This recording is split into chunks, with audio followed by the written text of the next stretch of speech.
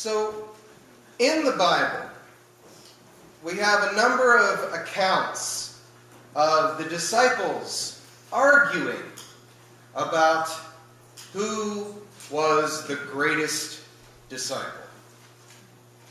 Now, I have a feeling that debates like that were not necessarily all that unusual for this group of guys.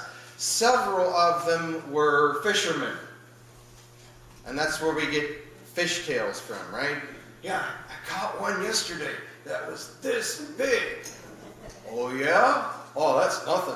Last month, you should have seen the one I caught. It was this big.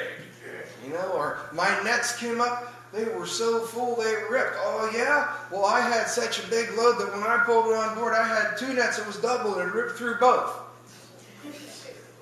So, you know, here they are, and they start having this conversation about, well, you know, when we get to heaven, I think I'm going to get to sit on the right side of Jesus. You know, you just picture Jesus hearing this. And it's really easy for us to be critical of that and say, oh, how petty. Oh, how childish. But, you know, when we do something, whatever it may be, we like to know that we're doing a good job. And we like to do a good job, and we like to hear it when people realize that we do a good job, and they tell us that. But, you know, if we really are good at doing something, we'll know. People will let us know. It's not like we have to argue with one another about it, although it's certainly not something that we totally avoid either. But I want to share with you this morning what Jesus says about the characteristics of a good disciple. And that puts us in Luke 14, beginning at verse 27. Just a couple of lines here. Whoever does not bear his own cross and come after me cannot be my disciple. For which of you, desiring to build a tower, does not first sit down and count the cost, whether he has enough to complete it? Otherwise, when he has laid a foundation and is not able to finish, all who see it begin to mock him, saying, this man began to build and was not able to finish.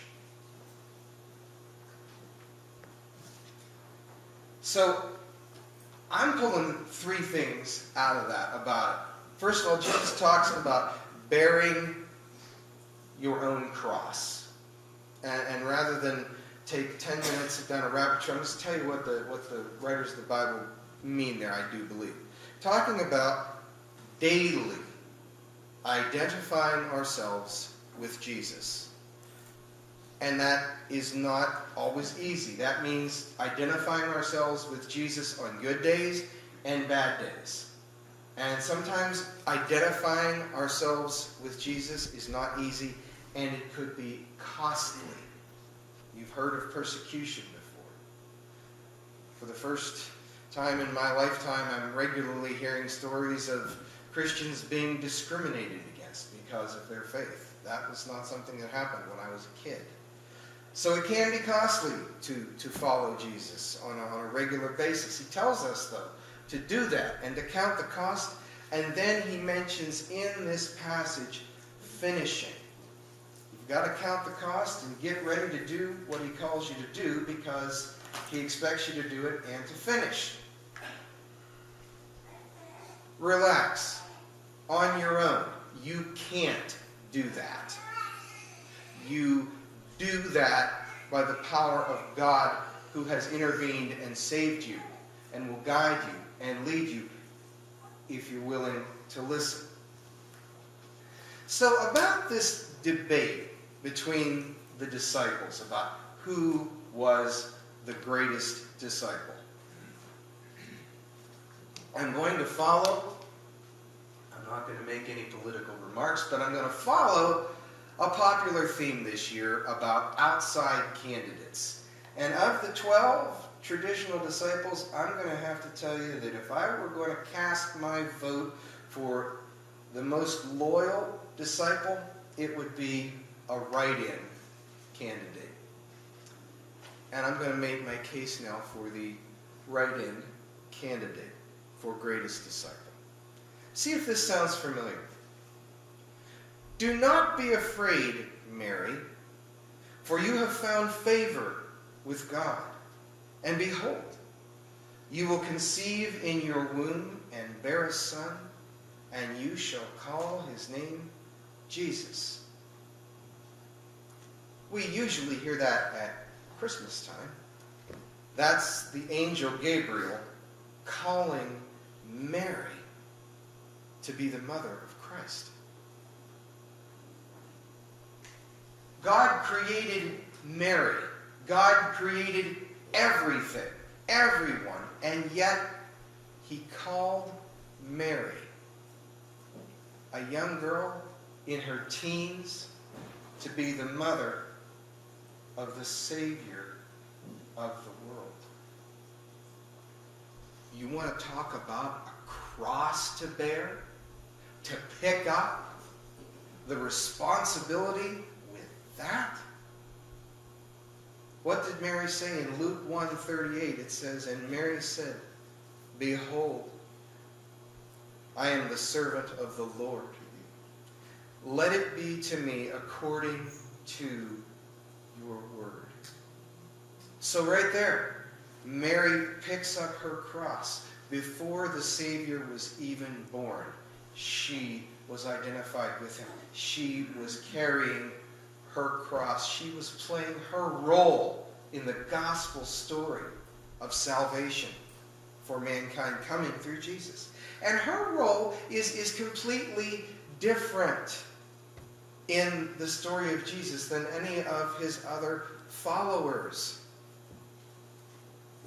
Make this just a little bit informal for a minute and realize from Jesus' perspective, Mary was mom. Mom. What a calling to be the person that Jesus calls mom. We don't often think about it that way. But it says a lot to us about the importance of motherhood. Jesus could have shown up any way he wanted to show up. He could have done the second coming the first time through if he wanted. The white horse, the two-edged sword coming out of his mouth, the flames, the light, the pyrotechnics, the wipe out the evil in all the world. But he chose not to do it that way when he came to bring salvation to the earth. He decided to come into the world the same way we all do. Born of a mother. And as Mary and Joseph had that responsibility, they had the full experience of parenthood. Do you remember there was a time when Jesus dropped off the map and they didn't know where he was when he was about 12 years old? They had to go looking for him. If you remember the story, he did not hitchhike to Vegas. He was in the temple, talking theology with the rabbis. So, when Jesus has his awkward teenage years, he has them at the temple. So that would have been a bit of a relief, but for a while, Mary's heart would have been heavy because she didn't know where her boy had gotten to. And we also learn from Mary, being a mom is a lifetime job, and it doesn't stop when your child is 18 or 21 years old. Remember this. Does anybody remember what the first miracle Jesus performed was? Water. Exactly. Water into wine at a wedding banquet. And Jesus was at this banquet with a few people and his mom. Now, as you remember, hopefully, and if you don't, that's okay. Some of us have been learning these Bible stories for 60, 70, 80 years, and some of us are brand new to learning these Bible stories. But I'm just going to tell you what happened briefly to refresh your memory or bring you up to speed on the story. They're at this banquet, and they run out of wine. Well, the ministry part had not yet really kicked in, and there's Mary, great Jewish mom. Son, Mom, you can do something about this. Mom, it's not time yet. It's not my time. Well, she may be the only person who ever succeeded at pulling an end run on Jesus, because she said, come here, do whatever he tells you to do. And you picture Jesus. Mom, please, you're making this awkward. All right, just the big jugs in the back, fill them up with water. That was it. Maybe Jesus wanted to show us how important it is to help your mom out. Okay, because this was not on his plan yet. He didn't want to reveal himself as the Savior just yet. He had other things he wanted to do. But this goes down. And as you recall, it wasn't lousy wine either. It was the best wine they had. Just think about that. Do what he says. Then Jesus makes the transition into full-blown active ministry. And he didn't pack up and go to live 500 miles away from his mom. No. He started his ministry and he completed his ministry in the same area of the world where he was born. And so Mary was around and she got to witness all of his earthly ministry. And as I said, she shows us that you don't stop worrying about your kids when they're 18 or 21. She sees Jesus getting crowds. She sees the controversy starting. And so she gets James and Jude. It's not mentioned here, but that's who his two brothers were. And they didn't believe at this point, by the way. They thought that Jesus was the crazy one in the family. So they show up at a house where Jesus is preaching, teaching, healing, whatever he was up to at the time. And in Mark chapter 3, these words are recorded in the Bible. And his mother and his brothers came, and standing outside, they sent to him and called him. And a crowd was sitting around Jesus. And they said to him, your mother and your brothers are outside seeking you. Now, the next line out of that is Jesus is like, well, who is my mother? Who are my brothers? And we can look at that as him sort of disrespecting his mother and his brothers, but yet, actually, I think what he was doing was broadening the focus of his family and saying that those who believe in me are my brothers. They are my family. So he's kind of expanding focus here. Now we're going to shift a little bit, still thinking about Mary, but let me run this one past you. If we're on that men's faith hike next weekend, and we happen to come upon a baby bear, maybe odd, but what do we need to be on the lookout for? Mama bear. Yes, Mama bear. Judas betrays Jesus. 11 of the 12 disciples scatter. But John sticks around, and so does Mama bear.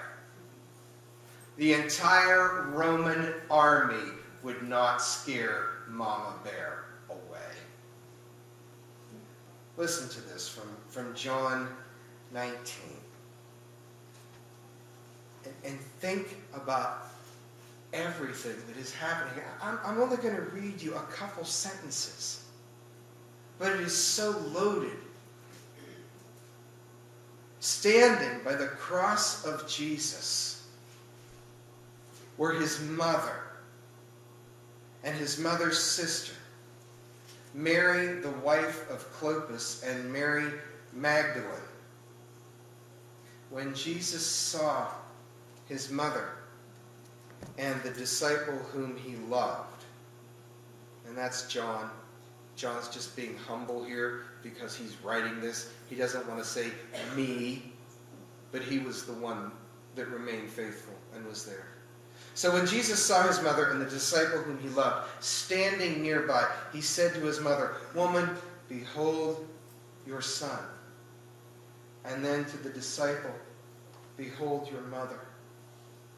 And from that hour on, the disciple took her to his own home.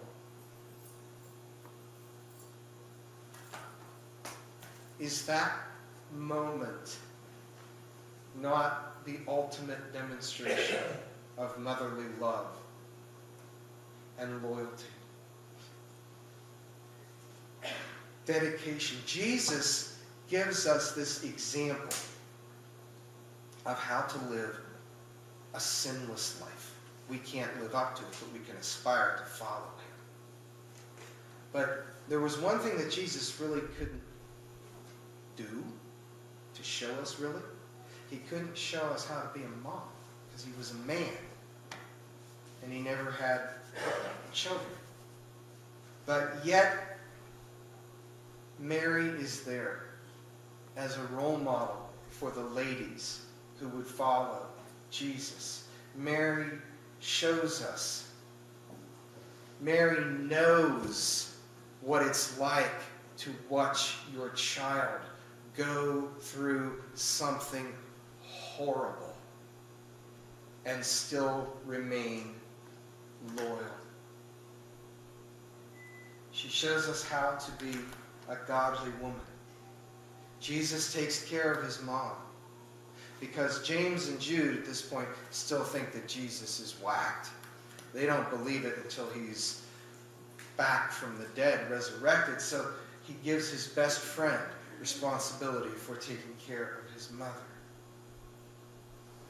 What a scene indeed. From beginning to end, Mary was in. From the moment she was called, she counted the cost of all the scorn and the ridicule she was going to be having in her community because she was an unwed mother to be. But she took the call. She picked up the cross. She carried it every day, and she carried him until he died.